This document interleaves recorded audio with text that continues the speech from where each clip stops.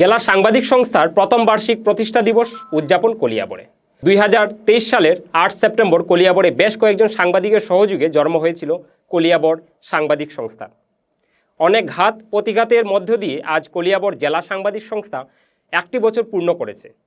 এই 1টি বছর কলিয়াবরের জনসাধারণ সাংবাদিক সংস্থাকে যেভাবে সহযোগিতা করে গেছেন তা সত্যিকারের উল্লেখযোগ্য।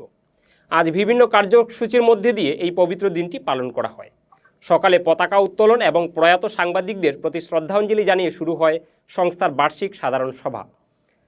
প্রতিষ্ঠা দিবসের সঙ্গে সঙ্গতি রেখে সন্ধ্যায় সুধাকণ্ঠ ডক্টর ভূপেন হাজারিকার জন্মদিবস উদযাপন করে সমাপ্ত হয় প্রথম বার্ষিক প্রতিষ্ঠা দিবসের কার্যসূচি।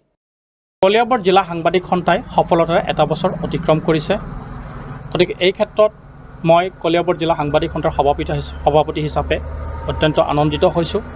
আৰু এই এটা বছৰ সময়ছোৱাত কলিয়াবৰ জিলাৰ বিভিন্ন এৰিয়াৰ জ্যেষ্ঠ যিসকল আমাৰ সাংবাদিক আছে, জ্যেষ্ঠ নাগৰিক আছে, প্ৰশাসনিক যিসকল বিষয়া আছে, কলিয়াবৰ মহকুমাধি মহোদয়ানীকে প্ৰমুখ্য কৰি যিসকল ব্যক্তিয়ে এই এটা বছৰ সম্পূৰ্ণ কৰাত বা আমাৰ সাংবাদিক সন্থাখনত চলি যোৱাত বিভিন্ন ক্ষেত্ৰত সহায় সহযোগিতা আগবঢ়াইছে।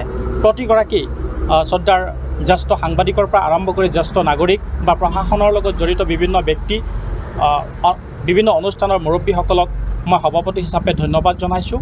আৰু আমি এই কলিয়াবৰ জিলা সাংবাদিক সন্থা বিভিন্ন সমস্যা অসমৰ অৰ্থাৎ চৰকাৰৰ দৃষ্টিগোচৰ কৰাৰ বাবে আমি সদায় দায়বদ্ধ থাকিম। গতিকে এই ক্ষেত্ৰত মই পুনৰবাৰ বিভিন্ন সংগঠন দল সংগঠনৰ মুৰব্বী, ছাত্ৰ সন্থাকে আদি কৰি বিভিন্ন দল সংগঠনৰ মুৰব্বী, বিভিন্ন ইনষ্টিটিউশ্যনৰ মুৰব্বীসকলক মই অনুৰোধ কৰিম, এই ক্ষেত্ৰত আমাক বিভিন্ন বা জ্যেষ্ঠ নাগৰিক আছে, তেওঁলোকে আমাক দিহা পৰামৰ্শ দিব আৰু তেওঁলোকৰ দিহা পৰামৰ্শ মতে আমি কলিয়াবৰ জিলা সাংবাদিক সন্থাই এই অঞ্চলৰ বিভিন্ন সমস্যা, বিভিন্ন সুবিধা অসুবিধাৰ কথা চৰকাৰ পক্ষক দৃষ্টিগোচৰ কৰি পেলাই আমাৰ যি সাংবাদিকতাৰ কাম সুচাৰুৰূপে আগবঢ়াই লৈ যাম বুলি মই প্ৰতিজ্ঞাবদ্ধ। হয়, আজি আমাৰ এটা পবিত্ৰ দিন। আপোনালোকে নিশ্চয় জানে যে সুধাকণ্ঠ ভূপেন হাজৰিকাৰ জন্মদিন, আৰু এই জন্মদিনৰ লগত সংগতি ৰাখি কলিয়াবৰ জিলা সাংবাদিক সন্থাই আজি প্ৰথম বৰ্ষপূৰ্তি পালন কৰিছে। আৰু দেশকৈ এটা বছৰ আপোনাৰ পাৰ হৈছে। আৰু সাংবাদিক বস্তুটো কেনেকুৱা জটিলতা আপোনালোকে নিশ্চয় জানে।